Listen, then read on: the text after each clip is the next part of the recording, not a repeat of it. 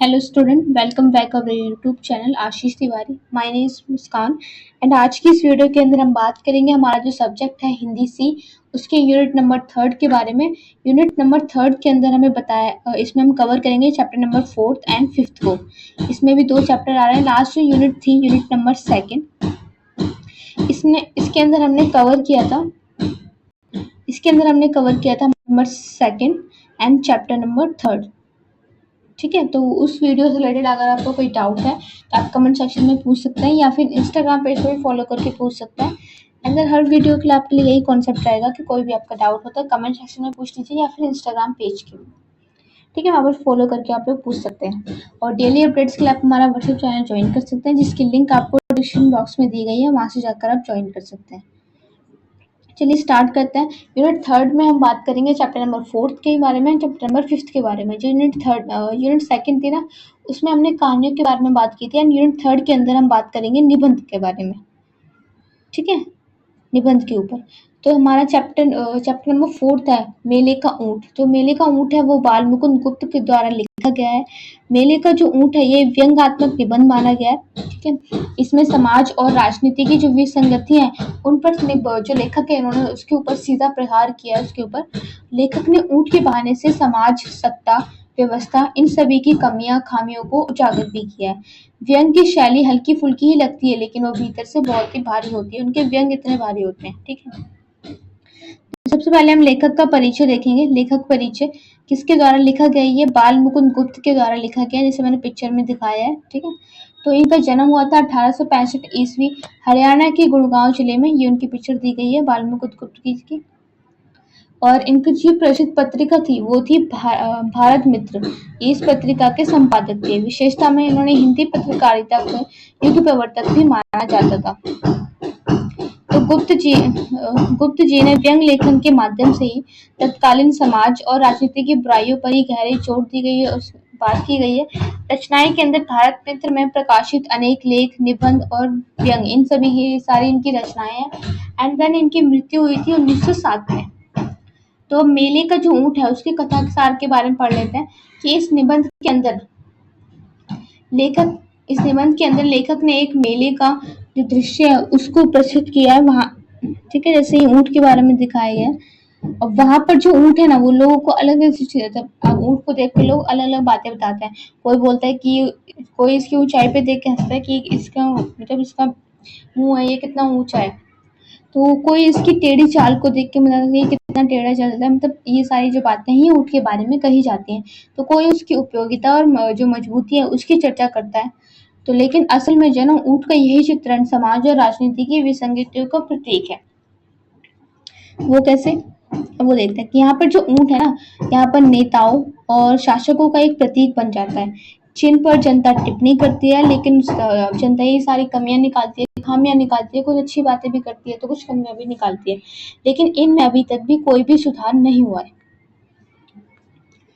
ठीक है, प्रतिपाद्य देखेंगे तो लेखक यही दिखाना चाहते हैं कि समाज में व्यर्थ की आलोचना और उपहास से कुछ नहीं होगा। हमें अगर जरूरत है तो उसके अंदर सुधार की भावना लाने की। उनके अंदर सुधार की जो भावना की है कमी है। राजनीति और सामाजिक व्यवस्थाओं की कमजोरियों पर व्यंग्यात्मक प्रहार किए जाते हैं, लेकिन इन सब के अंदर तभी चेंजेस आएंगे जब हम उनके अंदर सुधार करेंगे।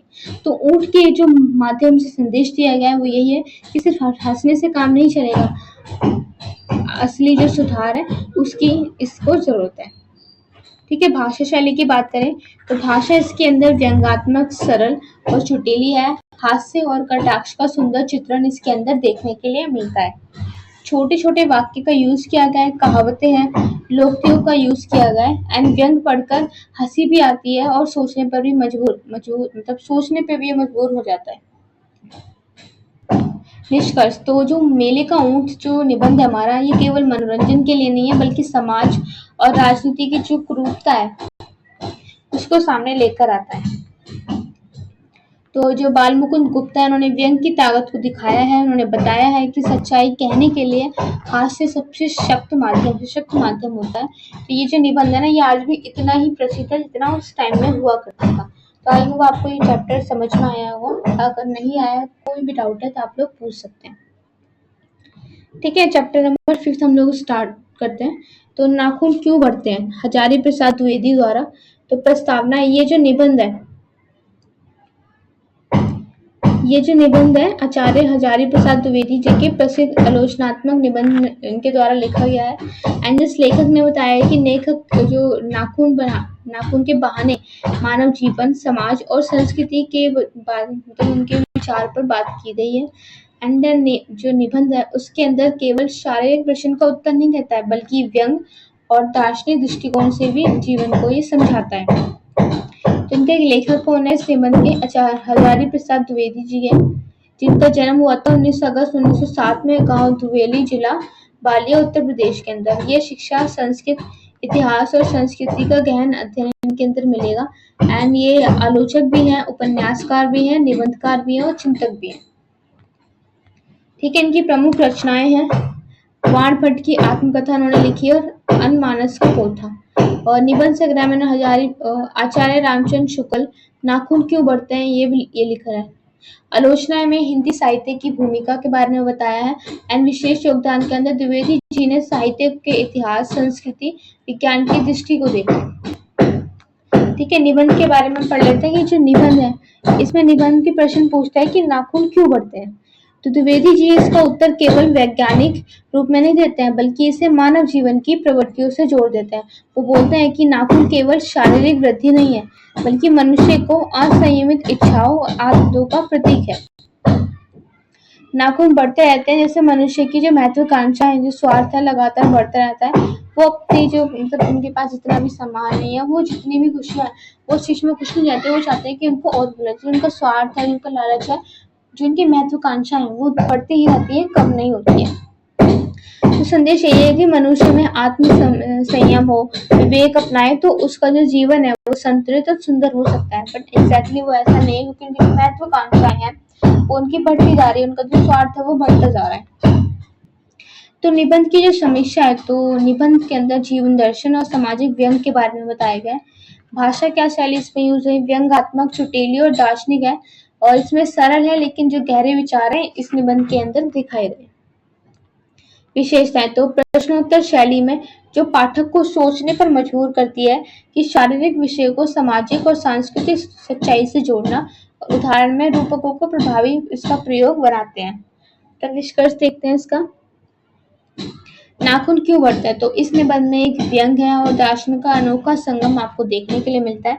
तो वे जी ने साधारण प्रश्न से जीवन की असाधारण सच्चाई है उन सबको उजागर किया है। संदेश यही है कि मनुष्य को अपनी इच्छाएं, प्रवृत्तियां, इन सब पर संयम रखना चाहिए। एंड देन ये निबंध जो केवल हास्य नहीं है बल्कि हमारी जीवन प्रेरणा भी है। इस निबंध के माध्यम से हमें संदेश भी मिलता है। ठीक है, तो चैप्टर नंबर 4 के अंदर हमने बात की थी ऊँट के बारे में, सामाजिक बुराइयों के बारे में बात की थी, सामाजिक बुराइयां।